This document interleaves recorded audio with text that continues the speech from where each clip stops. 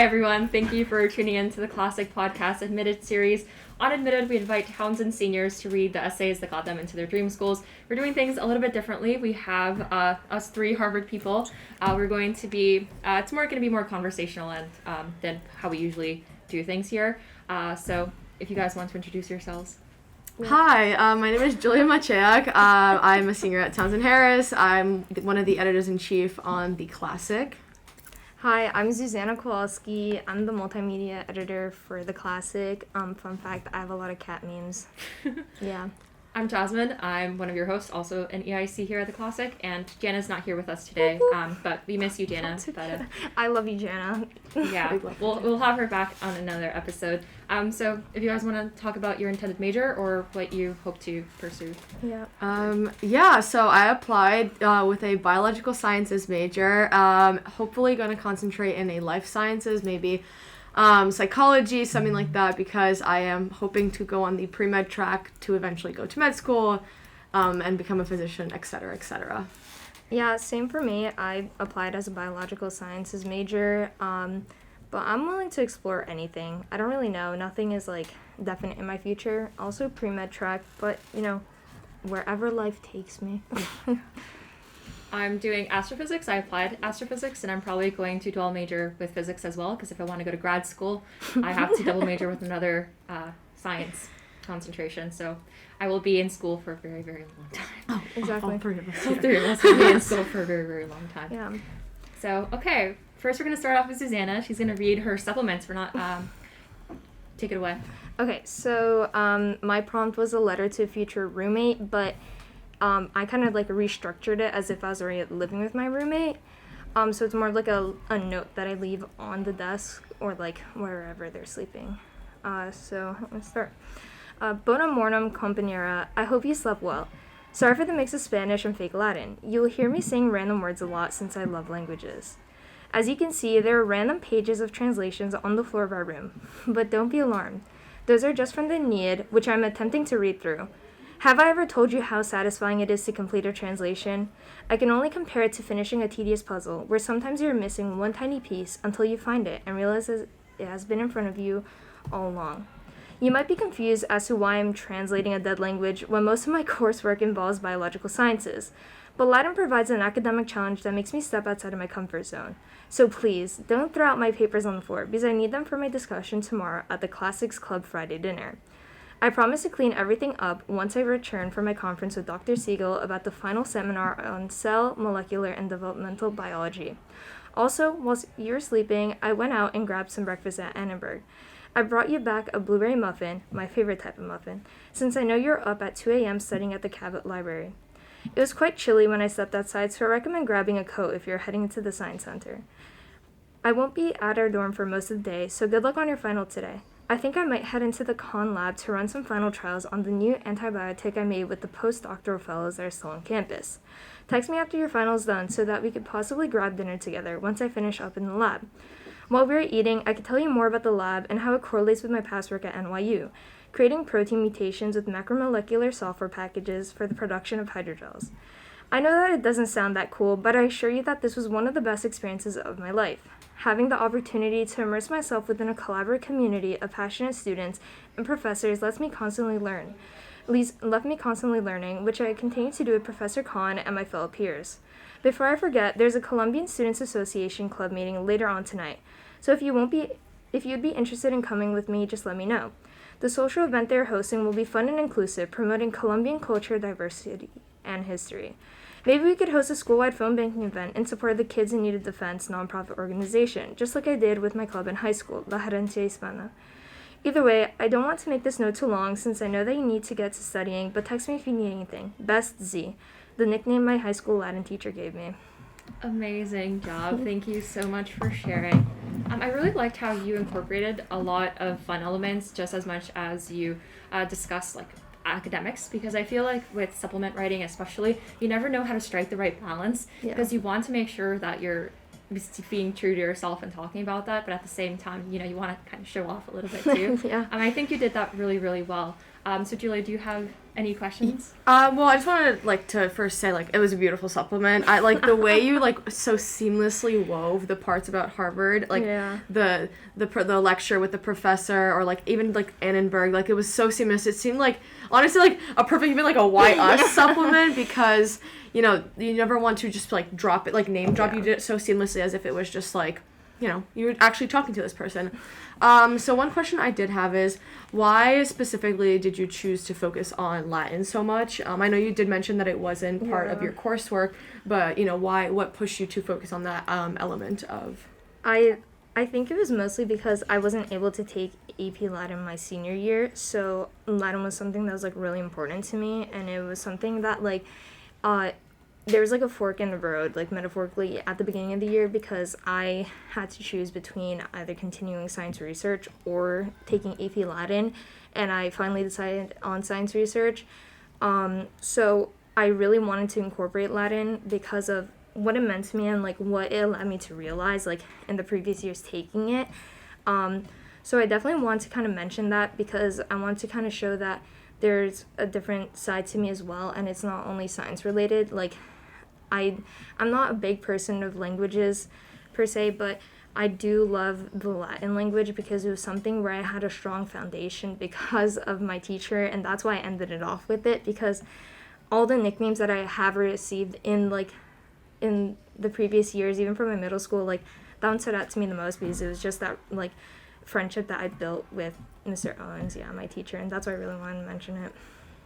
That's very sweet. Thank you. Definitely. And you wrote this in 30 minutes. Can you describe the process of just writing it out? So Harvard was one of those subs where I was okay, I'm just gonna do it, because I feel a common feeling is that no one really expects to get into Harvard, and for me, I wanted to really focus on the schools that I really wanted to get into, which is funny because I got rejected from most of them. So it was it was a pretty quick process, and I think the best part about it, when I was looking through all the prompts, that one stood out to me the most, because I really wanted to kind of take it in a different approach. And I know most people might have approached it the same way as I did. I know that I heard about this other person who did restrictive early action, and they actually applied, and they added a creative segment to it. So I kind of wanted to do that too, and I feel it was more true to me, and it was kind of a way for me to learn more about Harvard itself, and that's why I kind of just wrote it. And I think the one thing that stood out to me about that sub was it felt like me. It didn't feel as though it was filtered, and it sounds exactly how I speak to others. And I can attest, she does speak so I really wanted to add those things in, for instance, there's one line that it just has no correlation to anything with Harvard, and I'm just talking about the weather. I'm it's chilly, you should just grab a coat, because that's something that I would say, that I would tell, and I just want to show also myself, blueberry muffins, where else are you gonna write about that type of stuff? So that was mostly it. So that's why I kind of wrote it really fast, because I gotta move on to other things. Yeah, definitely. It really shows you would be an amazing roommate after reading this. I would love to roommate. I would love to roommate. No, for real. Unfortunately, I was put another yard from these two, so that might not be a possibility. We're in the same yard, so maybe I don't know if Zuzanna wants to dorm with me. I'm a little bit of a tornado, but yeah, we're in the same yard, so I'm a bit far removed from campus, but it's okay. We'll walk. We'll walk to you. I'll We'll bring do our you that steps. blueberry muffin. We'll do our steps to get to see Yeah. Jasmine. Exactly. Yes. Exactly. So usually on the podcast, people read their Common App essays, and so here we're spicing things up. We're doing supplements this time. Yeah. So can you? Did you go through a different process writing supplement writing than from your main essay, personal essay? Did you see any similarities, or did you enjoy one process over the other? I think for me personally, it was the supplemental writing was really something else, because I found it a bit more difficult than the Common App. Even though there were questions that we had to specifically answer, it was kind of just the way that we had to structure it, and I really liked this prompt because you had a lot of freedom. Like, the long essay is not required, so you could just write whatever you want. Like, there's literally a prompt that's like, it gives you an option, doesn't it? Like, you could just write Whatever you want. Yeah, whatever you want. Yeah, for sure. So, for that, it was kind of just like, I feel like it was a great opportunity to kind of expand on my extracurriculars because you do have that 150 character limit. But there were like a lot of, I think like the main issue is that there's just a lot of overthinking that comes into writing supplemental, like your answers to the supplemental questions. And I didn't really enjoy that because it was just like, oh, what if this is too basic? You start to question yourself a lot. While with your Common App, you kind of like feel like secured with it. You're like, okay, like I really like this. I worked on it for a long time. Like, the supplemental questions are kind of those that like, you're like, oh, I'm gonna do it last minute, whatever. And I did do it last minute. That was my one advice. Don't do that. Please get your steps in early, please. Yeah, and that's why I wrote in 30 minutes because I had to catch up on all my other ones, and I applied to 18 schools. So, not as bad as some, like, I know people who apply 18 to is still a lot. 30. Though. Yeah. But, that's why I really like that prompt. And that's why I kept it short and simple. I did add a drawing. There was a drawing aspect of it, but I don't think it processed through because it was Common App. It was through the Common App thing. So, it could have been a PDF, but I did draw something. And it was, like, a little, like, drawing of the note. Yeah, that was in the original draft, but that was a one-time writing piece. It got reviewed once, and that was it. And they were just, like, short comments. Awesome. Thank you so much. So, Julie, do you want to read your essay? Yes. Okay, should I read the... Okay, okay, sorry. I'll read the prompt. So, the prompt was... an intellectual experience that has meant the most to you. So... yeah, let me read it then. Okay. Pupil power. Perv teacher booted thanks to Queen's Teen Journos. Our op-ed had been published, and we were on the front page of the New York Post. After months of reading previous research, listening to victim stories, and sleepless nights drafting, I could finally breathe a sigh of relief. While I was incredibly grateful for this opportunity, I struggled with the reality that this problem was cast onto us. Children should not have to second-guess their safety within a space geared towards learning. Junior year, when I was managing editor, I was given the opportunity to attend a Zoom meeting with a girl who had been groomed by a teacher at her school several years ago. I had vaguely known about this ongoing problem, but I was nonetheless heartbroken when it was time to listen to this brave girl's story. For the next few months, I observed my editor's work, still coming to terms with the weight of what we were dealing with. It was not until Sunday, November 7th of my senior year, now serving as one of the editors-in-chief, that we received an anonymous email containing an 11-page investigative report about a teacher who was removed a few years ago for sexual misconduct allegations, but was now back in the building. I instantly realized that this girl's story was not a single occurrence. A teacher who was deemed a threat to the well-being of students was allowed to step foot into our school again, and it was left to student journalists to determine how to break the story. While our questioning led to the teacher's removal this fall, the rest of the student body was still unaware of the situation. Dozens of similar instances are often swept aside and continue occurring because of the lack of transparency between the administration and students. We decided that it was our responsibility as journalists and active members of our school community to offer that clarity for the rest of our peers. Regardless of his removal, there were still people in our school responsible for keeping his presence a secret. Therefore, we took the opportunity with the New York Post. While the choice to publish with the New York Post had its drawbacks given its controversial opinions, we were only further motivated to pursue and share the truth in the face of doubt. We only had about 8 hours to write our piece on a day that coincided with a school performance that I was in. Running from the dressing room to taking pictures for the Post to sprinting to our office to finalize the piece, November 19th was extremely stressful. Yet, when we finally clicked send, pure satisfaction bloomed on our tired faces. While I greatly appreciated compliments of bravery after the article was published, I knew that my bravery was incomparable to that of the girls who spoke up. That week, a few seniors organized a full-day sit-in to call for answers and better communication from the administration and the UFT. Our article was mentioned several times, and dozens of students vocally shared the same ideas we expressed on paper. The ripples of greater impact started right within our school community. Thanks to the far-reaching platform of the New York Post, our article reached hundreds of thousands of readers, such as the people who have the power to make real legislative changes. Many high school newspapers are not student-run and are oftentimes censored, so our article speaks for those publications who do not have a voice of their own. Yet we are still chasing a greater impact from our articles because there is evidently a broken system in place. People need to be held accountable and laws need to be altered. Currently, we're in contact with New York State senators and initiating the process to change the laws that protect predator teachers from necessary restrictions. Our work here is not finished. Oh, awesome. Thank you so much for sharing. So now we'll ask you a few questions. Do you want to start off? No, I just want to say I really like this essay. I think that it really kind of encompassed what was going on, especially during November. I know you mentioned that you're like really stressed, so I feel like could you expand on that, because I know it's a really stressful time and it kind of like interceded with a lot of the work or like plans that you had.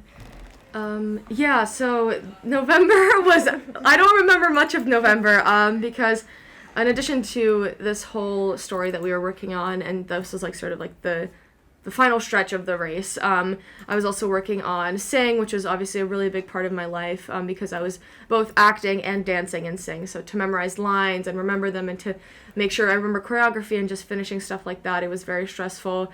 Also, as senior class president, I had to organize the senior skit for Founders Day, which was coming back in person after 2 years of not having Founders Day. So it was just, and even early deadlines, which I didn't apply to Harvard for restrictive early action. I applied regular, but even just my me sending in early applications was stressful, because also you have people around you sending in applications early, so it's just a very stressful time in general for everybody in November, but just that piled on top of each other was a very stressful, and just the topic that we were dealing with writing this article was very heavy, and a lot to grasp and a lot to handle.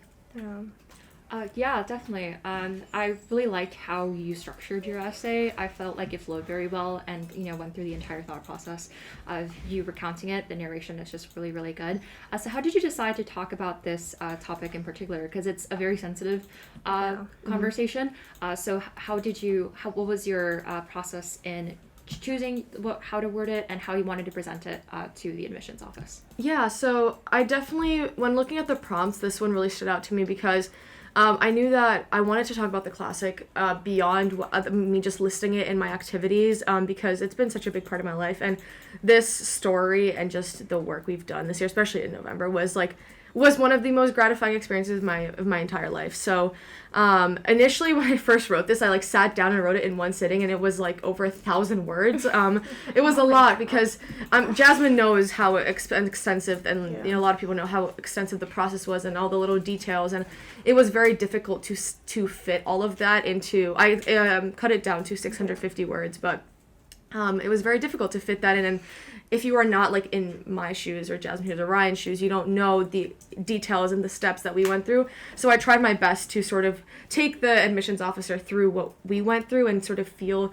the emotions. But I also chose to write about this topic because it is very close to home. You could say this topic is very sensitive. As a woman in New York City, I've experienced a lot of harassment on the streets or even just things of the like. So I knew that not just speaking to, my journalistic passion, but also just humanitarianism and stuff like that. I knew that this topic was very, very important to me and very close to my heart. So I wanted to write about it.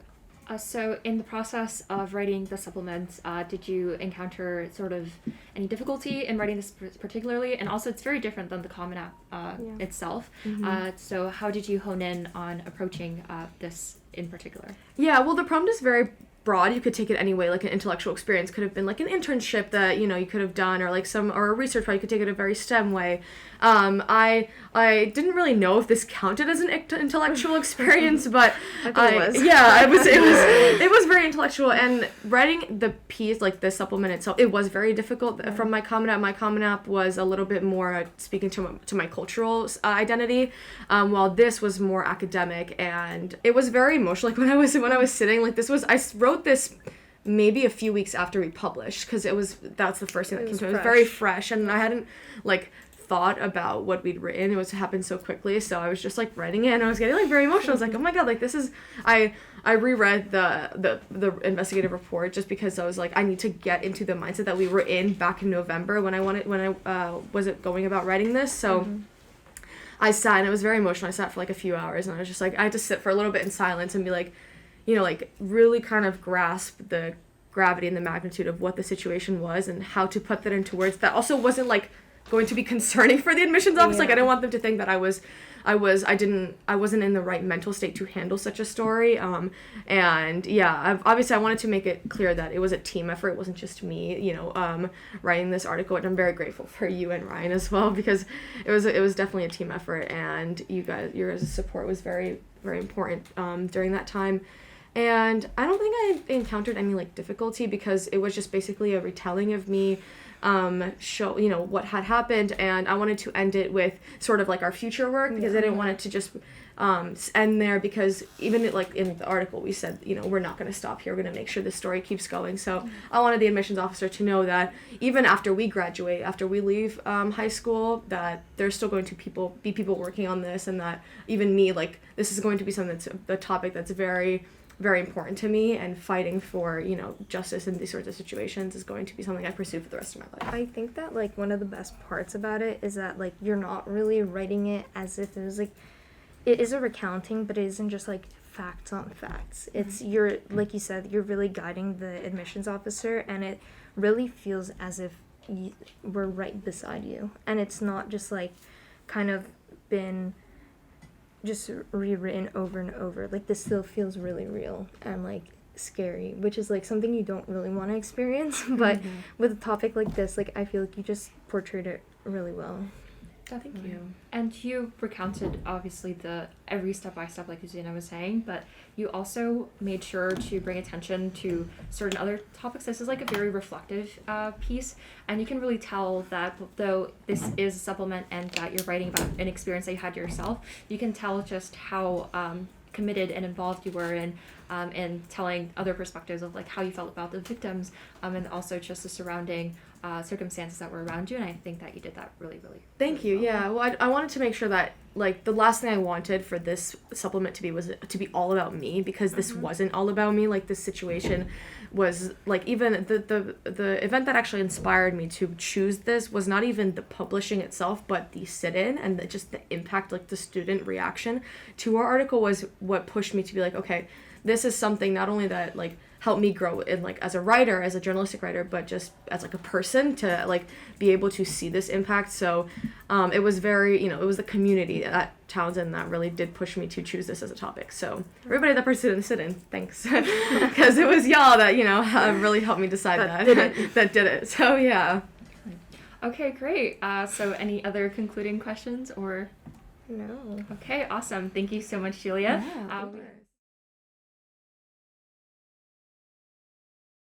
Yeah, Jasmine today will be discussing her Common App essay, the infamous Common App essay. So yeah, Jasmine, would you like to start reading the essay for us? Introduce us to the prompt that you chose, etc., etc. Yeah, sure. Okay, so I chose prompt number 1, which asks, some students have a background, identity, interest, or talent that is so meaningful they believe their application would be incomplete without it. If this sounds like you, then please share your story. So I titled it Coffee Stains because I did not know what else to call it. Okay. The heat radiating from the porcelain cup is nearly unbearable. My throbbing palms tightly wrap around the upside-down mug, the coffee dregs running down to the rim. The occasional stray droplet succumbs to gravity's pull, coming to an effervescent sizzle as it hits the electric stove with a hiss. Ya casi está, abuela, I call out to my grandmother, who is muttering under her breath how she'll be doomed to eternal damnation for agreeing to read my coffee cup, a ritual she condemns as wicked sorcery. Al señor no le gustan estas cosas, she says, wagging her finger with deep-seated Catholic guilt as I hand her my mug. Nevertheless, slowly rotating the cup, she scanned for any discernible blot, an indicator of my future, attempting to extrapolate meaning from meaningless clusters of coffee stains. Visit any Dominican household and you're guaranteed to be offered a cafecito. Refusing one is an unpatriotic act of the highest discourtesy. Caramel frappuccinos being the only caffeinated drink I can tolerate, which frankly are more milkshake than coffee, I must reluctantly accept all cafecitos that come my way or risk transgressing this tacit cultural law, a dereliction of national duty. Yet on placid Saturday afternoons, I pull out the Greca out of my own volition, a cheap, old-school coffee-making contraption made of silver-plated metal, ubiquitous in Dominican cupboards. On these days, I willingly endure the bitterness of the coffee, ill-disguised by the heaps of sugar added in its preparation. Here I was, the rockhound, science writer, coffee hater, compelled to set aside that world and embrace what I may have otherwise called hocus pocus for these moments with my grandmother, seeking out her rosy divinations. Eat, I bought her, whose silent contemplation was now fraying at my patience. Your cup is relatively clean, must be because you're so young, she remarks. Squinting, she points to where a long streak of coffee diverges into a two-forked road. She notes each path, regardless of its direction, is a straight line and says, your essence is split into two, but they coexist harmoniously. However vague, my grandmother's coffee readings offer an alternative lens, a refreshing respite from the randomness that underlies everyday life. As though they were misplaced puzzle pieces that have been found under the rug or sandwiched between the couch cushions, I relished when her words finally snapped into their place, granting me a sense of clarity. Inspired by my grandmother's psychic stunts, I was caught in a strange twilight zone between the mystic and the scientific. Mysticism spurred my questioning and curiosity, while science functioned as a systematic framework grounded in verifiable theories and empirical methods to navigate these desires. Instilled within me was an insatiable thirst to understand the unique blend of perspectives both had to offer.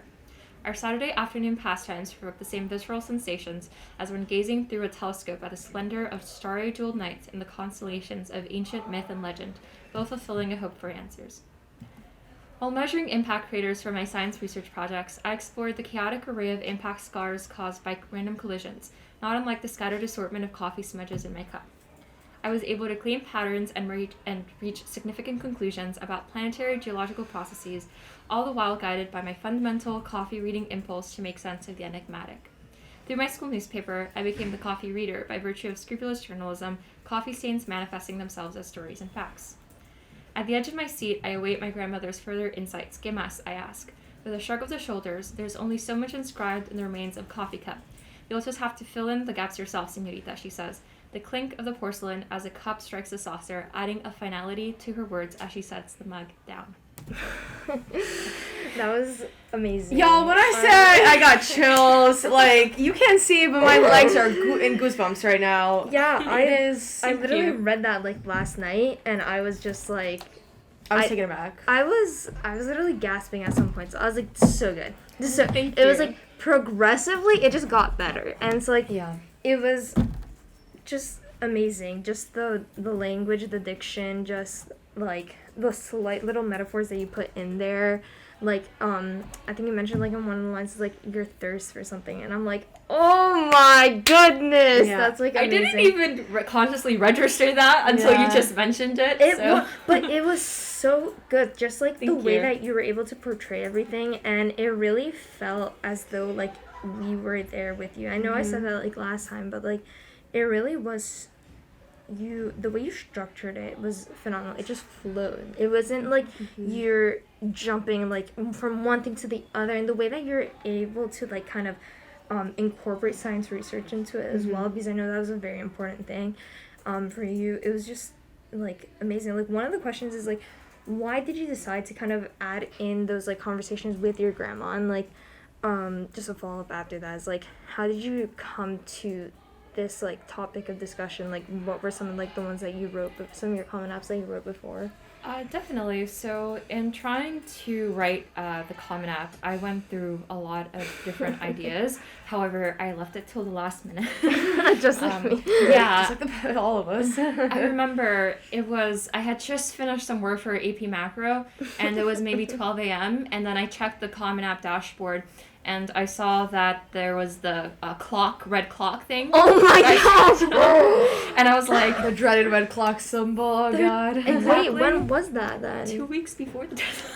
Oh! Because I was doing early action. I didn't do early action to Harvard, but... But you did to Yale, and you got in. Yeah. No, but... Bula bula. Bula bula. But yeah, so I saw it, and I feel like I'm a night owl, and I feel like I function best at that moment, because I feel there's like, you're ensconced by the quiet and of the room, and the darkness was like very, I don't know, it was very inspirational for me. And I sat down, I was on my bed because I was like falling asleep, but I sat on my bed, and then I thought that was when I could release as much of like what I wanted to portray of myself as possible. I felt like that was a moment I could be vulnerable, and I looked through all of the different prompts, and I thought which one could better suit my interests, and I decided on the background, identity, and interest because I have a really good relationship with my grandmother. We spent a lot of our time together. I spent a lot of time with her growing up, and she's just been such a formative figure for me, and I really, really love her. I adore her.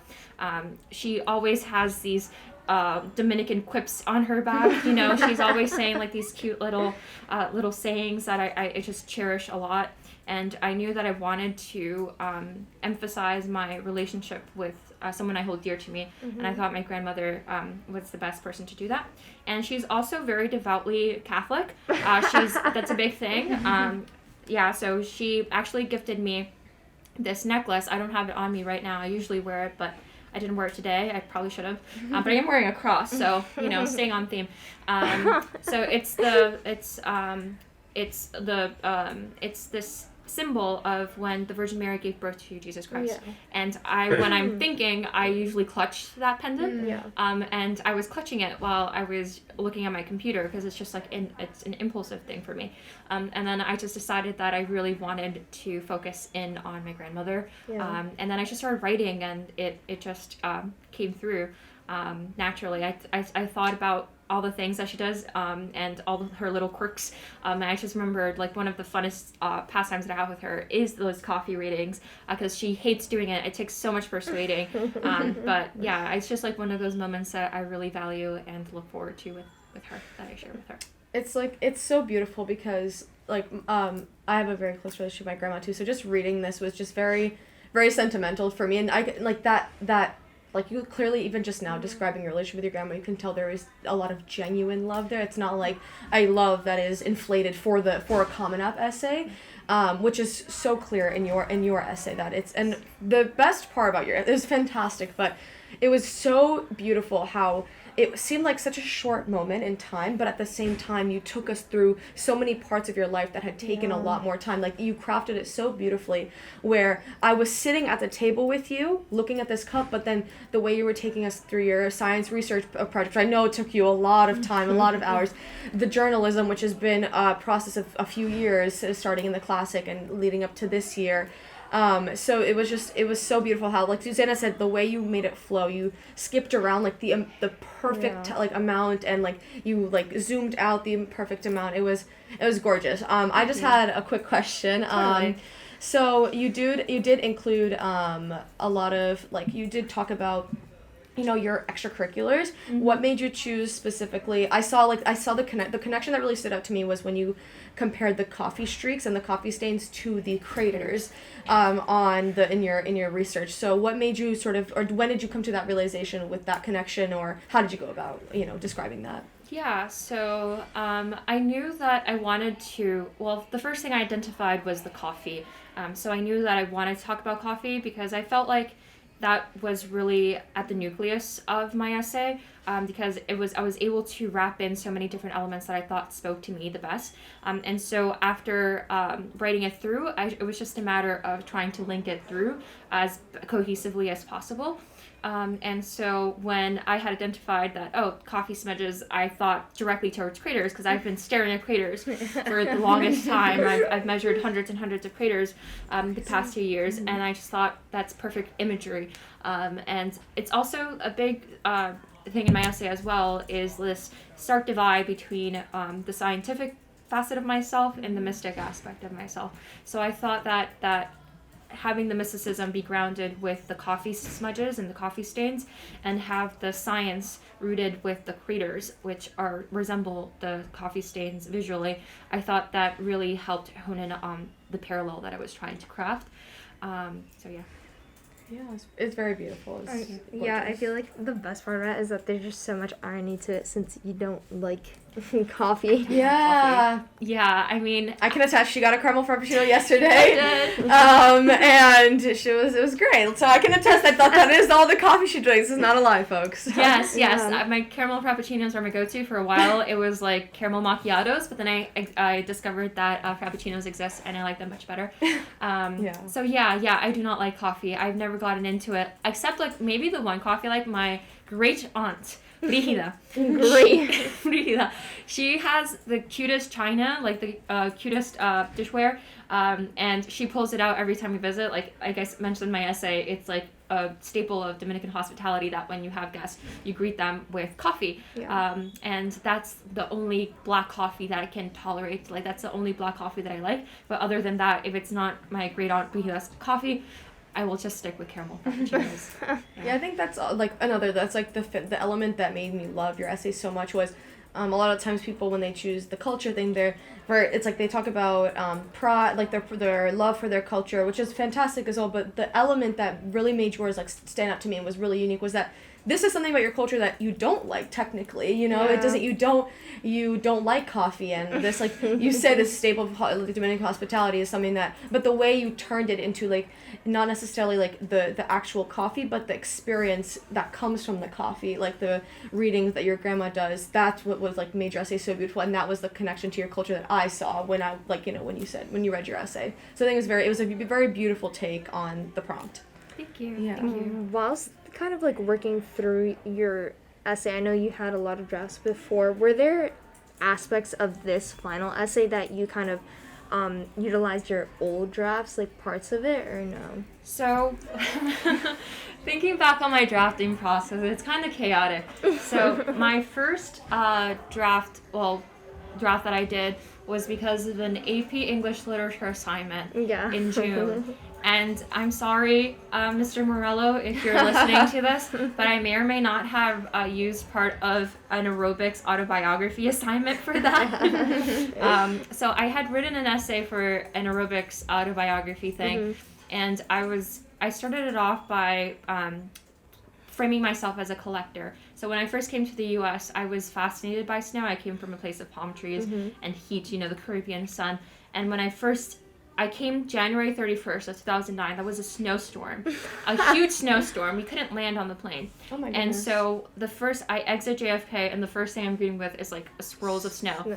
And so I was like, I feel like that was my introduction to the U.S. And I feel like I love snow a lot. And when I was at that age, I would collect snow. I would hoard it, and I would put it in my freezer, right? And then I would just like have it there so I could play with it later. But then I would take it out, and it would be hardened to chunks of ice. And so I don't know where I was going with that. I was gonna talk about like persistence and like even though things are temporary, you gotta persist. I don't even know what I was going with that. So that was my first draft idea. But then I was like, I submitted that because it was late, and I'm an awful procrastinator. I like handed that in late, and I didn't really like that essay, so I thought I'm just gonna work it during the summer. Come the summer, I do nothing. But I did. It was still on my mind. I don't recommend not thinking about college. You should think about college during the summer as quickly as possible. Yeah, I agree. Yeah, but I did not. Listen up. Yes, I did not do that though. Like I feel like that was my mistake because I feel like I just had writer's block. I just couldn't bring myself to write it, and it just like wasn't the right time. Like for me, I can't bring myself to do something unless I feel like I'm ready to do it. Or like a pressure of a deadline. That's for me. I feel like I had like the same experience because there was a lot of points where I had to write it, and because you had to, weeks, months before, like you really don't want to, and I experienced that writer's block. I remember entire week I was sitting in my bed like just staring at a blank document because it's like it really is. I feel like to some extent the freedom that you have is almost like oppressing because you have no clue where to take your essay or where to start it. Yeah, exactly. And I did feel that as well. So like when I finally was able to identify what I wanted to do, it was like stream of consciousness. I was just like going. I don't recommend it though. You should put yourself on a schedule. But to answer your question of like, did I have like those sorts of elements in place of like previous things? I actually didn't change that much from the first time I wrote it. I did show it to some other people and they gave me feedback. There was when I start talking about like when my grandmother saw like the two paths diverge in the coffee stains, that wasn't how it was originally. It was originally going to be like a threefold thing and like three disparate interests. But I don't know where that metaphor was going. So I changed it, but I relatively kept it mostly the same. It was just always like this. Afterwards, it's just like honing in on word choice and making sure that there was a balance throughout, because one of the things was like when do I get to my extracurriculars? Should I get to it earlier? So the pacing was what was mainly difficult for me, but I think that the main elements were just always there. I just had to arrange them correctly to something that I felt could be as flowy as possible. Yeah. All right, any questions? No, that's it. All right, well, since I was thinking, since this is the last part of the Harvard panel series, we can maybe provide some closing thoughts, comments, some advice for future juniors, underclassmen listening to our lovely podcast. So if, Jasmine, since you are the star of today's episode, would you like to start off with any final thoughts, any advice for our listeners out there? Definitely. I think that putting aside the fact that I procrastinated, I feel like I had so much fun writing this. I feel like writing supplements and writing these essays, they can be very enjoyable, and there's a lot that you can put down there, and you have so much creative liberty, and you should make use of that. The process can be very intimidating and daunting, considering just like the heft and magnitude of what you're embarking on. But honestly, just have a lot of fun with it. Don't over stress too much. I know it's easy to fall into that trap, but honestly, just be as creative as you can. Yeah.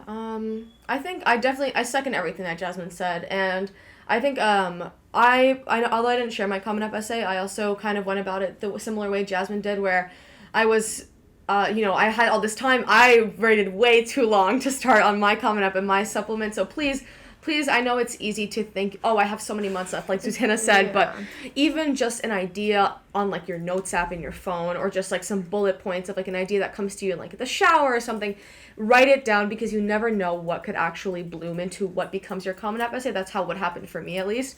And so just also some advice I have, like, listening to this podcast and listening to maybe any other seniors that have been sharing their essays, whether it be Common App, supplements, or whatever with you, please don't try to, like, compare yourself or your own experiences to these essays, because ultimately at the end of the day, the colleges are not looking for any replicas of these essays or of any others that you've heard. They are looking for you.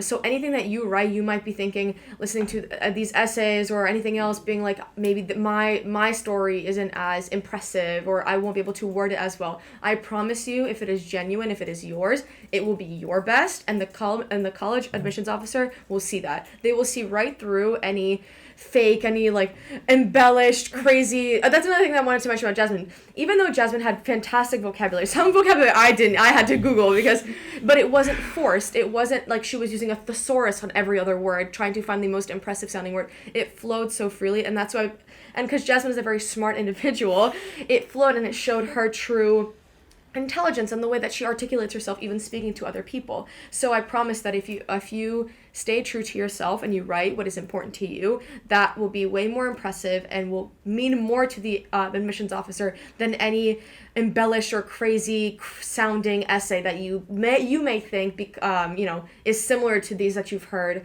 or think that may be the most impressive. So that's my biggest advice. And also just start early. Like, please, please save yourself the stress in the first semester of senior year of, trying to rush and do this, because it's going to come faster than you think. That's true. Senior year has flown by so quickly, and the summer before senior year flies by even faster. So I promise you, if you get started early, you will thank your future self, just as how we are almost cursing our past selves for not starting earlier, although it did work out for the three of us. We are going off to a fantastic school. I have my biggest piece of advice is please start early, and remember to not fall into that sort of imposter syndrome where you think you need to be somebody that you're not, because I promise you, yourself is going to be the best and most impressive to any college.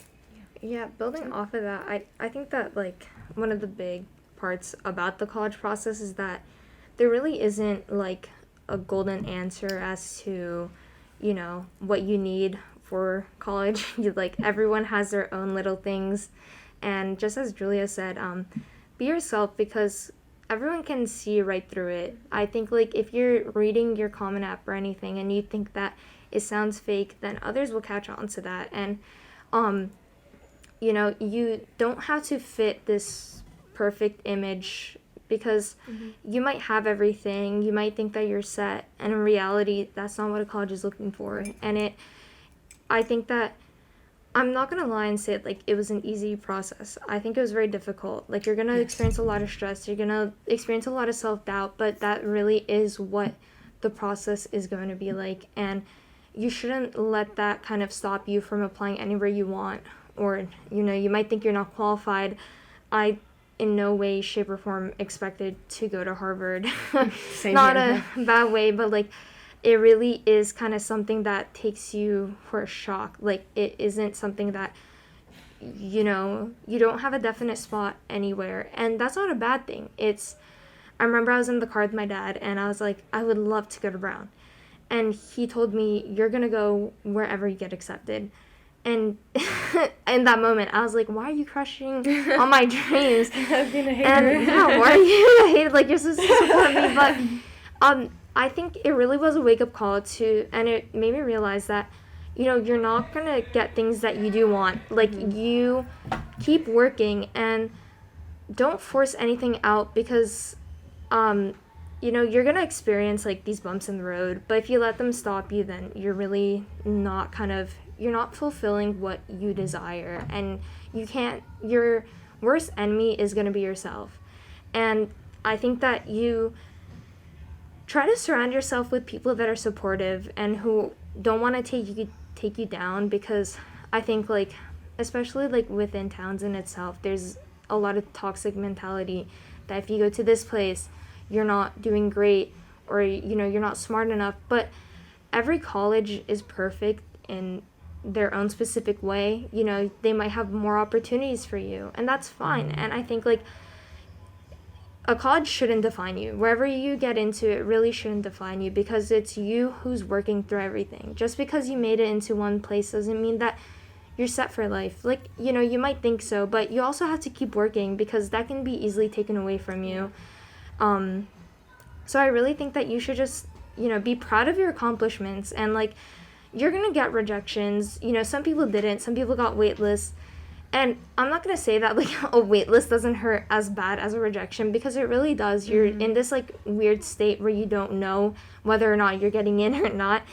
But I really think that, like, in the end, everyone says it. Like, it is going to be okay. Yeah. And I think that people shouldn't, like, bring each other down for, like, colleges that they get into. And, like, you'll hear people bringing you down, like, questioning why you got in and why you didn't, but you have to remember that you're there for a reason. Like, there's a reason that you got in, and it's like, it really isn't that bad. I think, like, the issue with Townsend is that, like, we all think that, like, for instance, like, a lot of, like, colleges that are deemed as safeties are, like, not as phenomenal. But if you look at other, like, high schools, like, getting into those colleges is such a big deal. Yeah. And you're going to be successful in life. It's that work ethic. But going back to the college process, just it's like a raw form, like, it is difficult. And if you do procrastinate, that's fine. I procrastinated. It was horrible. It was a living hell. And I wouldn't wish it upon anyone else. But,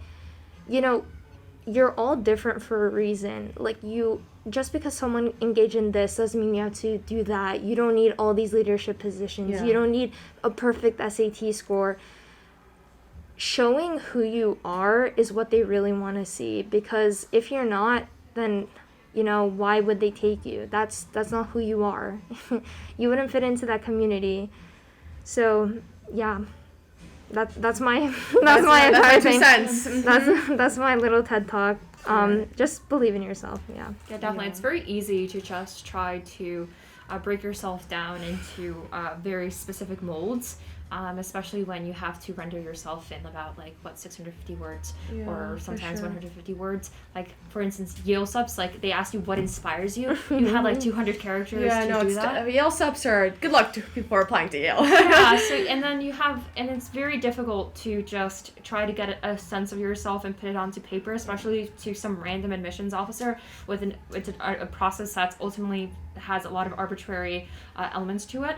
And so don't be unmotivated by that. Just, especially when you're considering yourself in the scope of, like, all the people who are applying in the applicant pool, it's very tempting to just compare yourself, like Zuzanna was saying, and don't go on LinkedIn. Please don't go on LinkedIn. Or Naviance. Or Naviance. Don't go on Yeah. Naviance and check like the That scatter. stats. Don't do The that. scatter plot, don't do that. You know, just stay true to yourself. I almost fell victim to that. I was like, I was obsessively looking over, like, I'm not going to get it. I did not submit an SAT score or AP scores. I went completely test optional, and I was scared out of my mind. And so in like, everyone has different experiences. Everyone has different things to put on the table. While some people might be great at one particular thing, maybe some people are lacking. So you can't really compare yourself to others. And I feel like that will just lead you down a rabbit hole that's just ultimately self-destructive and will do you no favors. So just stay genuine to who you are. And I think this is like basically what we wanted to highlight throughout the entirety of the Admitted series. Yeah. Everyone's different experiences, everyone's different essays, everyone that has come on to the show. I've had the pleasure of listening to so many different essays. Each of them are exactly just equally phenomenal. And you learn so much about a person, especially like we also did Writing Center.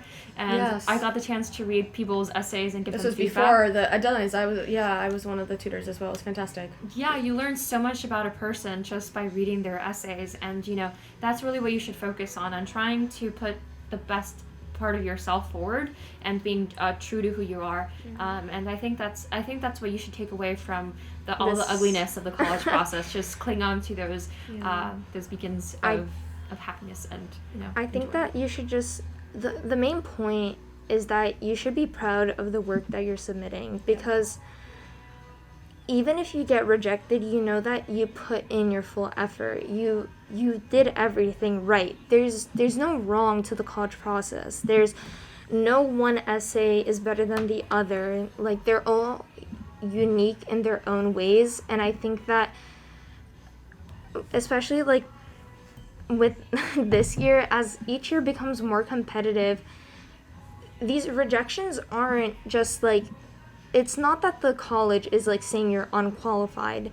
It's just not the person that they're looking for. You could have, I'm telling you, like, there's so many people that have everything, and the college just doesn't need that. Like, there's a certain pool that they need. They need more people interested in STEM, more people interested in humanities, and they might have over-accepted too many STEM people, so now they're only looking towards humanities kids, and that's like, there really isn't anything like, you shouldn't really like put yourself down because you got rejected. And that was like the big thing for me. Like, every time I got waitlisted or rejected, it was just tears, because it was like all those hours spent to waste. But I know that I put in the best that I could have, and even if I had more time, I couldn't have written anything better, because I was satisfied with the end product, and you should be too. So that's why I think why we emphasize starting earlier, because it's not only the stress, but just being comfortable with where you're at and your position.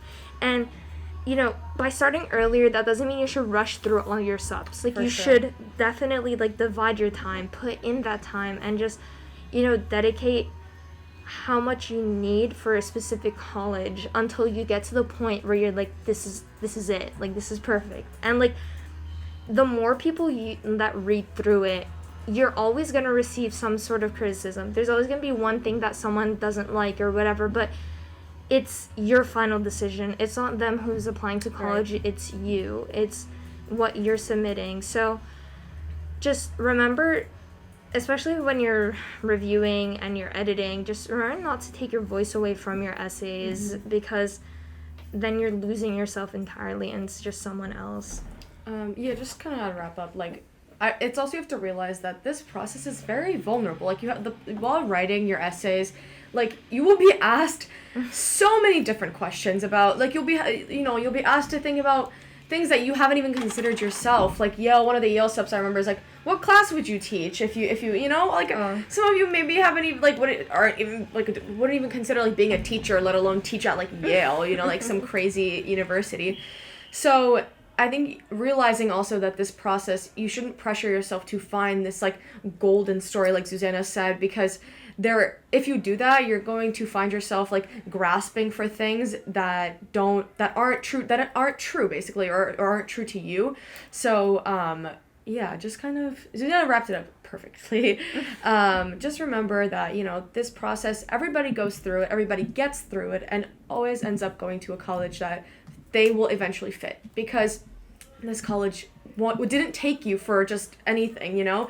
And just to add on also, ultimately, once you press that submit button, once you see those little Confetti. the dreaded confetti that would become you will be sick of, honestly, by the time Yeah. you submit to your last college, your admission is out of your hands. Yeah. So what was really comforting for me was after I submitted my last application, and I just knew that I had done everything, especially even after interviews, because once interviews come around, that's also a bit of a stressful time. But once the written portion is done, you know that you have done everything up until that point to send in what you believe is best. And at that point, you should just stop stressing about your written stuff.